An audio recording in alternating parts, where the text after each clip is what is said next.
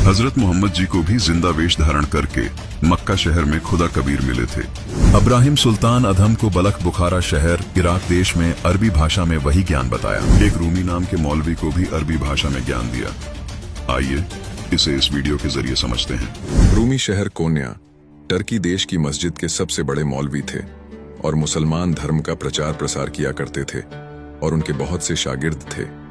15 नवंबर 1244 की रोज एक 60 साल का सफेद दाढ़ी वाला शख्स सर से एड़ी तक काला लिबास पहने हुए कोन्या के मशहूर चीनी बाजार में व्यापारियों की सराय में पहुंचा। इस शख्स का नाम समस्तरबेज था। समस्तरबेज से पूछने पर समस्तरबेज ने लोगों को बताया कि मैं एक राह चलता व्यापारी हूं। समस्तरबेज वहां जैसे कुछ खोज रहे थे और आखिरकार उन्हें रूमी घोड़े की सवारी करते हुए दिखाई दिया। एक दिन एक हौज के किनारे रूमी पुरानी इल्मी किताबों का एक ढेर रखकर बैठे थे और अपने शागिर्दों को पढ़ा रहे थे। समस्तरबेज वहां से गुजरे और उन किताबों के ढेर की तरफ इशारा करते हुए रूमी से पूछने लगे, ये क्या है? रूमी ने व्यंग्यपूर्वक उत्तर दिया, बाबा ये वो है जो तू नहीं जानता। ये सुनकर समस्तरबेज ने उन किताबों को हौज में धक्का दे दिया। ये देखकर रूमी आग बबूला हो गए और कहा, हे बदबख्त, ये तूने क्या किया? क्या तू जानता है ये किताबें कितनी कीमती थीं? ये सुनकर समस्तरबेज हौज में कूद गए और एक एक कर सारी किताबें पानी से बाहर निकाल कर रख दी। मजे की बात यह थी कि एक भी किताब गीली नहीं हुई थी, उल्टा उनमें से धूल निकल रही थी। ये हैरतअंगेज नजारा देख रूमी दंग रह गया और समस्तरबेज से पूछा, बाबा ये क्या है? समस्तरबेज ने उत्तर दिया, ये वो है जो तू नहीं जानता, और वहां से चले गए। अगले दिन रूमी अपने घोड़े पर सवार होकर बाजार में पहुंचे। वहां लोग आदर सत्कार में उनका हाथ चूम रहे थे। तब अचानक समस्तरबेज वहां पहुंचे और रूमी के घोड़े की लगाम पकड़कर खींच ली। रूमी पहचान गया कि ये तो वही बाबा है। रूमी भी उनसे मिलना चाह रहे थे। बाबा ने कहा कि रूमी एक मसला है, मुझे ये बताओ कि मोहम्मद बड़ा या बायाजिद बस्तामी बड़ा? रूमी ने कहा, यह तो बच्चा भी जानता है, मोहम्मद बड़ा है। बाबा ने कहा, अगर मोहम्मद बड़ा है तो उसने ये क्यों कहा कि हे अल्लाह, मैं तुझे नहीं जानता, तू कौन है? और बायाजिद बस्तामी ने ये क्यों कहा कि हे अल्लाह, तू पाक है, तू बादशाहों का बादशाह है और तेरी बड़ी शान है। दोनों के बीच काफी लंबी चर्चा होती है और बाबा के तर्क सुनकर रूमी बेहोश होकर घोड़े से नीचे गिर जाता है। रूमी की आंखें खुली तो अपना सिर बाबा की गोद में पाया। बाबा रूमी को लेकर शहर से दूर चले जाते हैं। इसके बाद समस्तरबेज कोन्या से गायब हो जाते हैं। रूमी उनकी याद में पागल सा हो जाता है और बाबा की खोज में भटकने लगता है। एक वर्ष बाद रूमी को किसी से पता लगता है कि समस्तरबेज को दमिश्क में देखा गया है। रूमी अपने बड़े बेटे से कहता है कि घर में जो सोना, चांदी, गहने, पैसा पड़ा है सब ले जा और बाबा को यहाँ ले आ। रूमी का बड़ा बेटा दमिश्क पहुंचकर समस्तरबेज के नाम पर भंडारा खोल देता है और देखता है कि कुछ दूरी पर बाबा एक लड़के के साथ शतरंज खेल रहे हैं।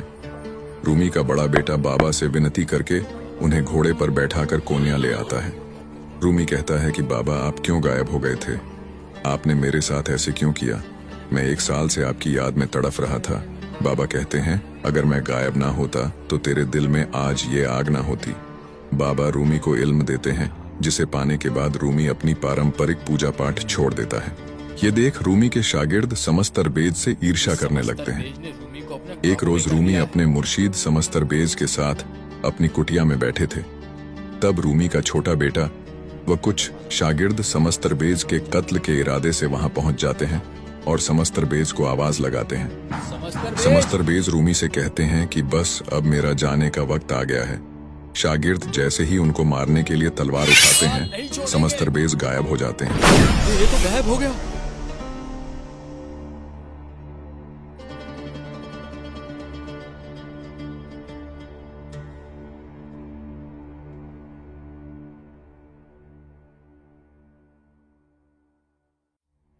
रूमी विश्व के जाने माने कवि हैं और कबीर साहिब जी के बाद दूसरे नंबर पर आते हैं। पश्चिमी देशों में रूमी काफी मशहूर हैं।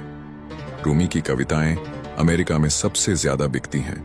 रूमी की रचनाएं मनसनवी और दीवाने कबीर को मौलाना संग्रहालय कोन्या तुर्की में रखा गया है। रूमी की मजार कोन्या तुर्की में स्थित है। उसी के साथ रूमी के मुर्शीद समस्तरबेज की भी कृत्रिम कब्र बनी हुई है। हर साल पूरे विश्व से लाखों लोग रूमी की मजार का सजदा करने जाते हैं और हैरत की बात यह है कि मुसलमानों से ज्यादा गैर मुसलमान जाते हैं।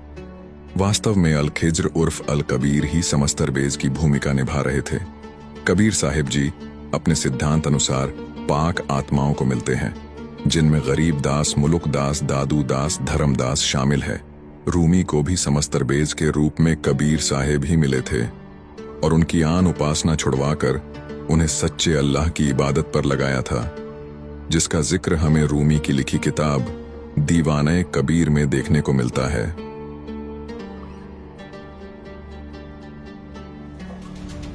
अब आपके दिमाग में ये सवाल आ रहा होगा कि ये कैसे माना जाए कि समस्तरबेज ही कबीर परमात्मा थे। आइए इस पर नजर डालते हैं। कबीर परमात्मा अपने विधान अनुसार अच्छी आत्मा को मिलते हैं, जैसे रूमी को मिले। ऐसे ही कबीर परमात्मा जिंदा बाबा के रूप में संत गरीबदास जी को मिले और सारा ज्ञान उनके अंदर डाल दिया। उनको दिव्य दृष्टि दी, जिससे उनको भूतकाल में घटी घटनाएं तथा भविष्य में घटित होने वाली घटनाएं पता चली।